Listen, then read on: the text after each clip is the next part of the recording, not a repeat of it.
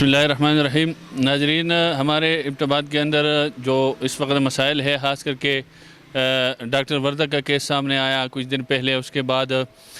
ये कागान कॉलोनी का केस सामने आ गया, उसके बाद आज एक और ख़बर गर्दिश कर रही है और सामने आई है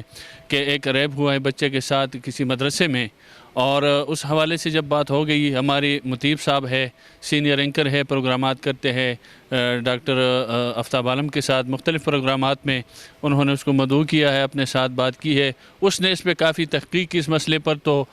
ये बात सामने आई है कि वाकई ये हुआ है और दूसरे बार ये हुआ है जिस कारी साहब ने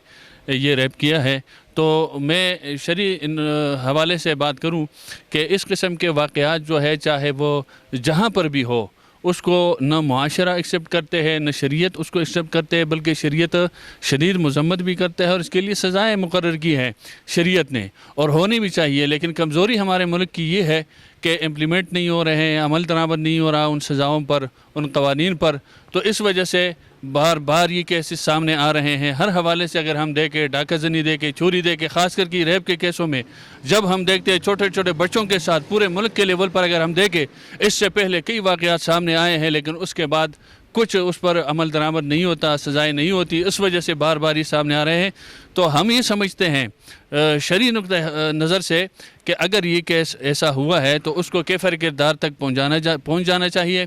और इस वजह से बाकी जो उलमा है या मदारिस है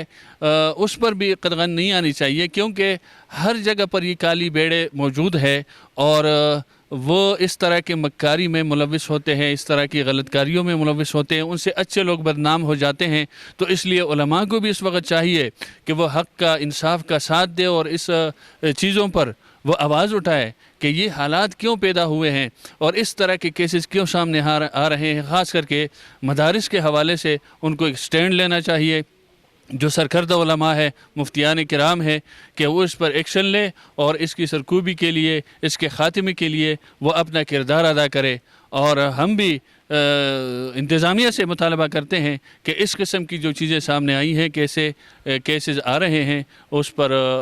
अमल दरामद को यकीनी बनाया जाए। जो केसेस सामने आ रहे हैं इस वक्त मुआशरे के अंदर, हम जब इसको देखते हैं तो इससे नफसियाती तौर पर लोग, ख़ास करके बच्चे,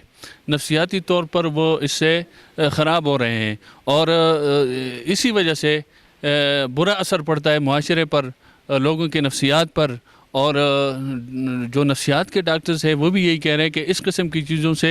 बच्चों को और लोगों को दूर रहना चाहिए। लेकिन ये मुआशरे का एक नासूर बन चुका है और बार बार ऐसे केसेस देखने में आ रहे हैं। तो इसलिए हर हवाले से जिस शोबाहाई से जो भी ताल्लुक़ रखते हैं, चाहे वो उलमा है, चाहे मीडिया है, चाहे हमारे इंतज़ामिया है, उन सब को अपना अपना किरदार अदा करना चाहिए।